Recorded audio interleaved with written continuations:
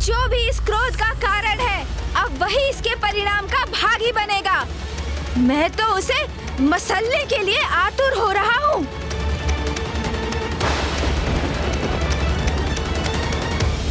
किंतु वो स्थान तो बहुत दूर प्रतीत हो रहा है। समय से मैंने एक टोकरी मोदक तक नहीं चखे। ऐसे में वहाँ जाऊंगा कैसे? मूषक जी को बुलाता हूँ।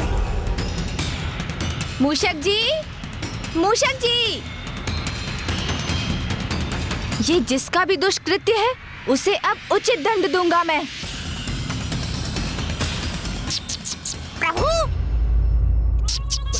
प्रभु, मैं आ गया प्रभु। प्रभु, अंततः बुला ही लिया आपने मुझे।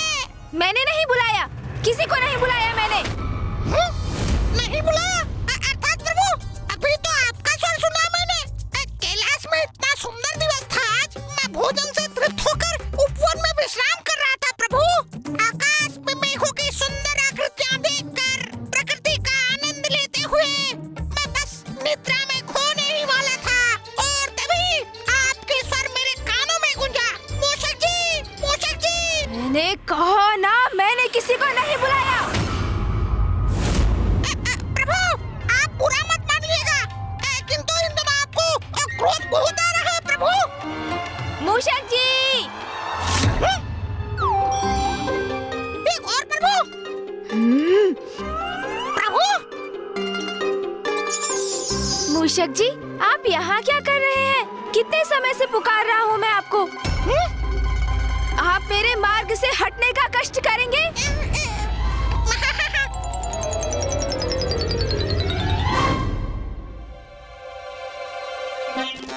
प्रभु, कैसी माया है ये? आप हैं या वो आप हैं? मूषक जी, हम दोनों ही मैं हूँ। अब चलिए, शीघ्र हमें कहीं पहुँचना है। मैं आपको मार्ग में सब कुछ समझा दूंगा। उचित है प्रभु, जैसी आपकी आज्ञा। हाँ मूषक जी, अब शीघ्रता कीजिए। आइए प्रभु, विराजिए।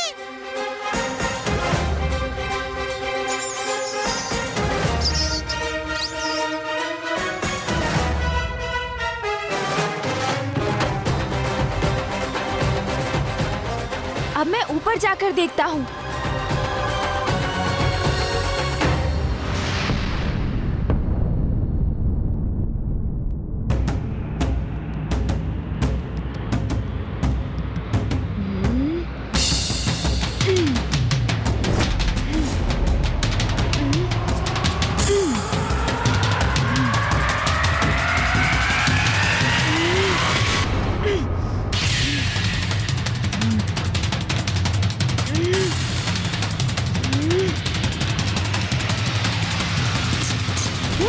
मैं भी जानने का प्रयास करता हूँ प्रभु।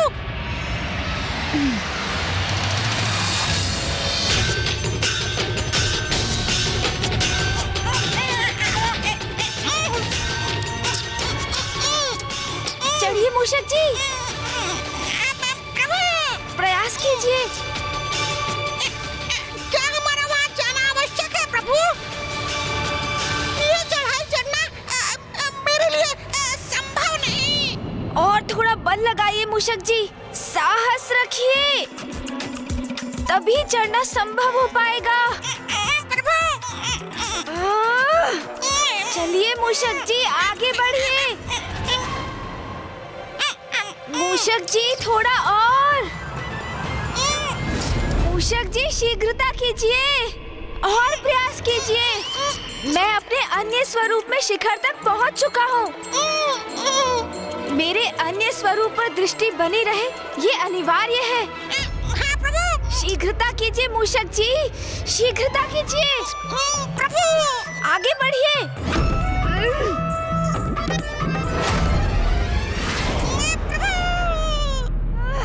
मूषक जी, आप आहत तो नहीं हुए ना?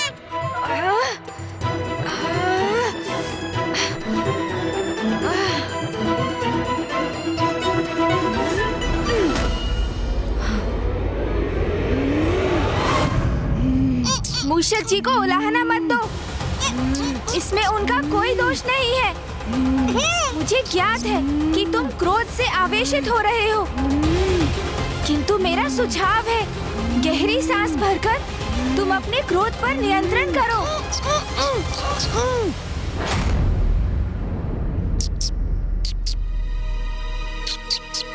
स्मरण रखना, हम तुम्हारे क्रोध से उस स्रोत तक पहुंचना चाहते हैं। इस क्रोध को स्वयं पर हावी मत होने दो, क्योंकि ये क्रोध तुम्हारा मूल स्वभाव नहीं है।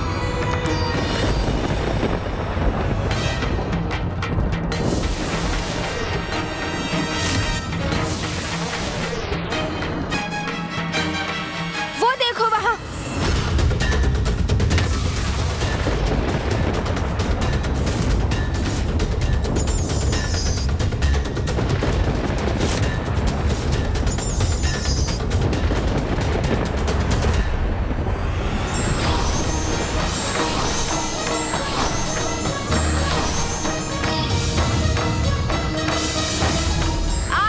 मनोहर रूप पर जिसकी भी दृष्टि पड़ेगी चंद्रदेव, वो कलंकित हो जाएगा।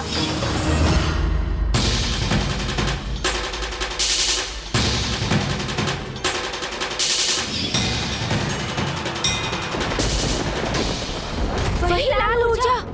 अपने जन्म दिवस से ही मैं बार बार उत्तेजित हो उठता हूँ। हाँ, मुझे भी बड़ा विचित्र आभास हुआ, जैसे कोई बाहरी ऊर्जा मेरे भीतर प्रवेश कर रही है। प्रतीत होता है कि जो हमारे क्रोध के मूल में ऊर्जा है, हमें उसका स्रोत प्राप्त हो गया है। जो भी हो, मैं तो बस इतना चाहता हूँ कि मुझे एक ही समय पर प्रभु के इन दोनों रूपों का वाहन ना बनना पड़े। जब हम इस स्रोत तक पहुँच ही गए हैं, तो आगे बढ़कर इसका निरीक्षण भी कर लेते हैं। उचित कहा तुमने।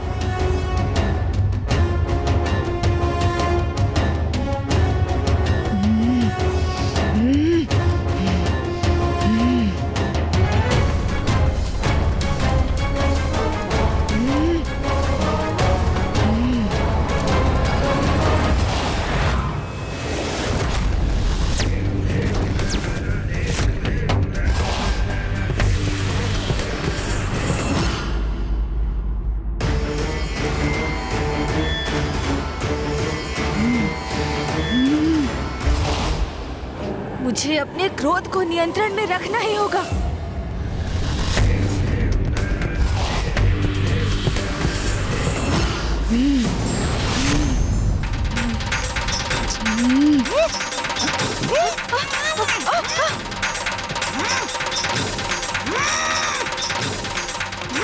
मूषक जी, क्या हुआ? अब मूषक जी कैसे उत्तेजित हो गए?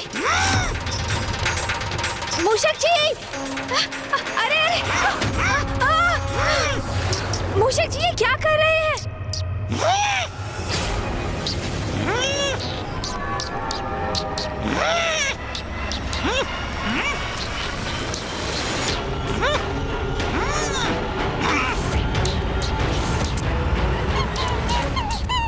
मूषक जी, प्रतीत होता है आप भी किसी के प्रभाव में आकर अपना मूल स्वभाव खो बैठे हैं।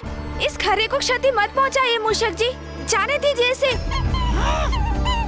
मूषक जी, यदि आपने इस निरीह प्राणी को तनिक भी क्षति पहुंचाई, तो आप अपने संपूर्ण जीवन में स्वयं को क्षमा नहीं कर पाएंगे। इसलिए अपने नेत्र बंद कीजिए, गहरी श्वास लेकर अपने क्रोध को शांत कीजिए और जाने दीजिए इस वंचर खरे को।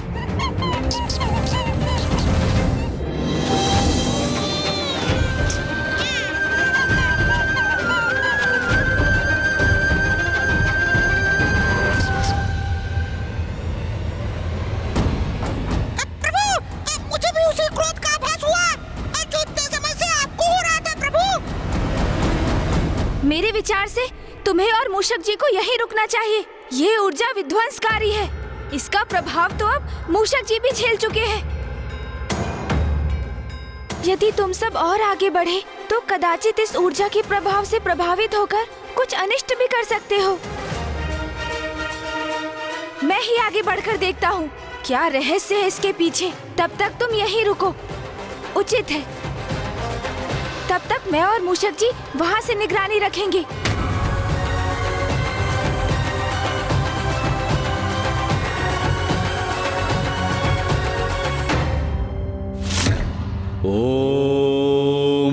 नमः शिवाय।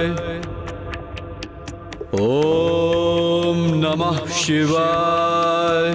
ओम नमः शिवाय।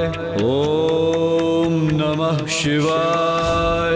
ओम नमः शिवाय। ओम नमः शिवाय। ओम नमः शिवाय। ओम नमः शिवाय।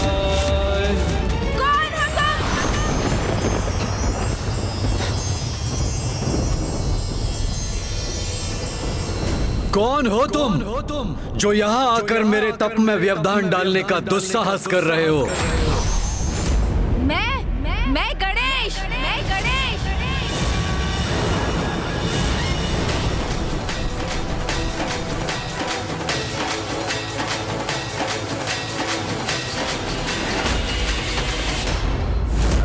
वास्तविकता में उनके दो ही पुत्र हैं, कुमार कार्तिकेय जी और प्रथम पूज्य गणेश जी। अच्छा, तो तुम हो गणेश। तुमसे पूर्व मैंने प्रश्न किया था, बताओ कौन हो तुम?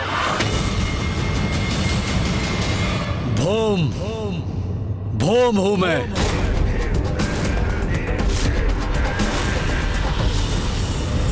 ये कौन है जिनका व्यक्तित्व एक अनोखी दिव्य दीप्ति से प्रकाशित है, जिनका रंग रूप इतना मनोहर और आकर्षक है, जिनके मुख पर क्रोध अवश्य है किंतु दुष्टता नहीं, इनकी लाल ऊर्जा के उत्पात से हम त्रस्त अवश्य हैं, किंतु इनके भीतर छिपी सकारात्मकता का भी आभास हो रहा है मुझे। इसलिए ये कोई असुर तो कदापि नहीं। तो फिर ये ऐसी विनाशकारी ऊर्जा का सृजन क्यों कर रहे हैं? महादेव पुत्र हो तुम, किंतु तुम तो तनिक भी महादेव के समान प्रतीत नहीं होते। महादेव का लंबा कद है, उनका गठीला बलिष्ठ शरीर तो उनके अति बलशाली होने का प्रतीक है। तुमसे कहीं अधिक तो मैं महादेव के समान हूँ गणेश। मेरी छोड़ो, मैं जैसा हूँ उचित हूँ, किंतु तुम तो महादेव की तपस्या करते हो, उनका नाम जपते हो और फिर ऐसी उग्र और विनाशकारी ऊर्जा का निर्माण करते हो। और तुमने अपने इस उग्र ऊर्जा का लक्ष्य मुझे किस प्रयोजन से बनाया है? तो तुम्हें मेरी इस उग्र ऊर्जा का प्रभाव हो रहा है, किंतु ये कैसे संभव है? मैं तो एक तुच्छ और साधारण तपस्वी हूँ जो महादेव का ध्यान अपनी ओर आकृष्ट करने हेतु उनकी तपस्या में लीन है। तुम तो प्रथम पूज्य गणेश हो, महादेव के प्रिय पुत्र हो, और तुम मेरी ऊर्जा से प्रभावित हो रहे हो। मुझे ऐसा क्यों आभास हो रहा है जैसे इनका कोई व्यक्तिगत द्वेष है मुझसे? देखा महादेव, मैं तो आपके प्रिय पुत्र से कहीं अधिक प्रभावी हूँ। अपनी ऊर्जा के प्रभाव में बांध लिया मैंने उसे। स्वयं को महादेव का भक्त कहते हो और इतना भी नहीं समझते कि तुम्हारी ऊर्जा कितनी हानिकारक है। देखो, इस स्थान को देखो, अपने तप स्थल को देखो। प्रकृति ने जैसे इस स्थान का परित्याग कर दिया है, बंजर बन गया है ये स्थान। अपने तन से उत्सर्जित होने वाली इस ऊर्जा को यहीं रोक लो। ये कैलाश नहीं, मेरा स्थान है। यहाँ आकर मुझे आदेश देने वाले तुम कौन होते हो? कैलाशवासी होंगे तुम्हारे स्नेही, तुम्हारे भक्त, वो सभी देवता जो तुम्हारे जन्मोत्सव का आनंद मनाते हैं, नृत्य गान करते हैं। किंतु यहाँ देखो, सर्वथा अकेले हो तुम, कोई नहीं है तुम्हारा यहाँ। इन्हें मेरे जन्मोत्सव की सूचना कैसे है? तो क्या ये स्वयं भी वहाँ गए थे? नहीं प्रभु, मैंने तो स्वयं सभी अतिथियों का स्वागत किया था। ये वहाँ होता तो मुझे अवश्य स्मरण होता प्रभु। वहाँ कैलाश पर होगे तुम जगत पिता महादेव और माता पार्वती के प्रिय पुत्र, और हाँ, अपने भ्राता देव सेनापति का भी साथ प्राप्त होगा तुम्हें। किंतु यहाँ तुम मात्र और मात्र गणेश हो। किया होगा तुमने बड़े बड़े असुरों का संहार। और हाँ, अपनी चतुराई से सर्वाधिक बुद्धिमान असुरों को भी अपनी बुद्धि से पराजित किया होगा तुमने। ये भी ज्ञात है मुझे कि सभी देवताओं को, यहाँ तक अपने भ्राता को भी संसार की परिक्रमा करने में अवश्य पराजित किया है तुमने, जिसके कारण तुम्हें प्रथम पूज्य होने का अधिकार प्राप्त हुआ है। किंतु यहाँ तुम्हें कोई पूजने वाला नहीं है। प्रभु, ये तो आपका अपमान किए जा रहे हैं। और होगे तुम नारायण और ब्रह्मदेव के चहेते। की होगी तुमने कठोर तपस्या ज्ञान प्राप्ति के लिए, और माता से पाए होंगे सभी प्रकार के शक्तिशाली अस्त्र शस्त्र। किंतु स्मरण रखना, जो मेरे शरीर से ऊर्जा प्रवाहित हो रही है वो तुम्हें भी नष्ट करने में सक्षम है।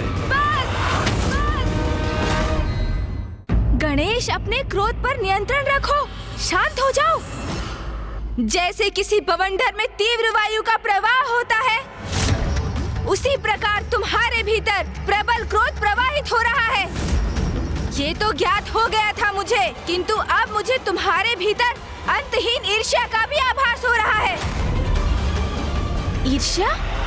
क्या प्रभु?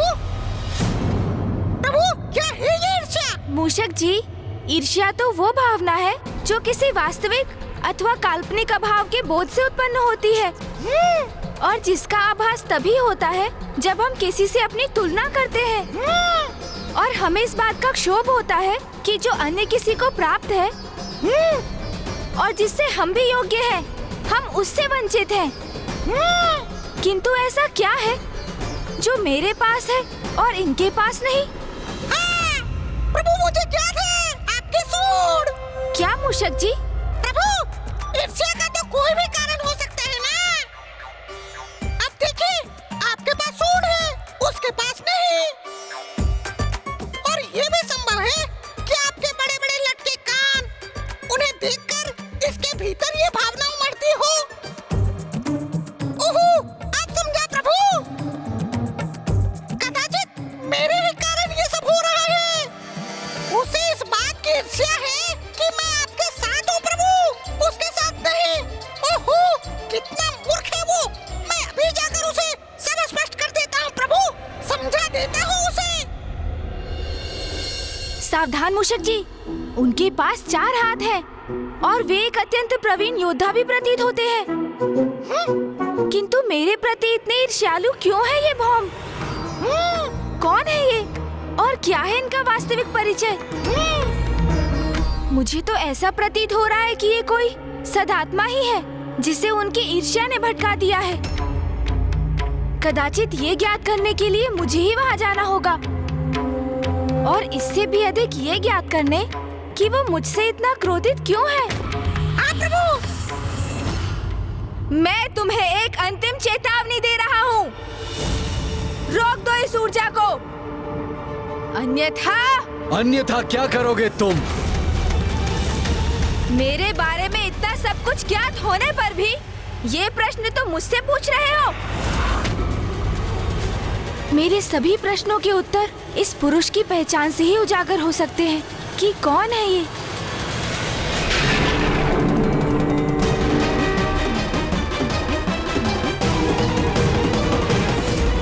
मैं भूदेवी हूँ, मेरी अपनी कोई संतान नहीं। आपके श्वेत की जो बूंद मुझ पर गिरी, उसने इस बालक का रूप ले लिया। महादेव, आप उसे मेरे पुत्र के रूप में भेंट दे दीजिए। आज से तुम्हारा पुत्र कहलाएगा और तुम्हारे नाम से जुड़कर इसका नाम होगा भोम भोम। ये तो इसका मतलब है ये मेरे भ्राता है। प्रभु, कदाचित आपको इस ओर अपनी दृष्टि डालनी चाहिए। उस ओर देखिए प्रभु।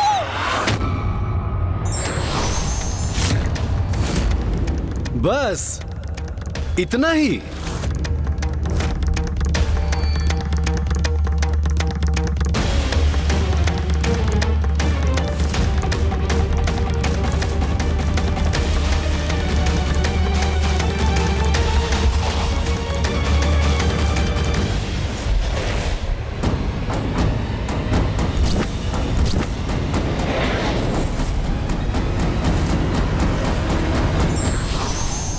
प्रणाम माता भूदेवी। आपने अपनी अंतर्दृष्टि से जो देखा वो सत्य है गणेश जी। भौम महादेव का पुत्र है। अब आपको ही कुछ करना होगा, अन्यथा महादेव के 2 पुत्रों में महायुद्ध छिड़ जाएगा, घोर अनर्थ हो जाएगा। मैं तुम्हें पर्याप्त चेतावनी दे चुका हूँ भौम, किंतु अब मैं सृष्टि को तुम्हारी उग्र ऊर्जा के प्रकोप से रक्षित करूंगा। तुम्हारा ये अहंकार, ये विश्वास कि तुम मुझे पराजित कर सकते हो, हास्यास्पद है। तुम रोकोगे मुझे? तुम्हें कदाचित तनिक भी भान नहीं कि मैं कौन हूं। अब मैं अपने वार से तुम्हें उचित परिचय दूंगा। संभाल सको तो संभालो मेरा वार।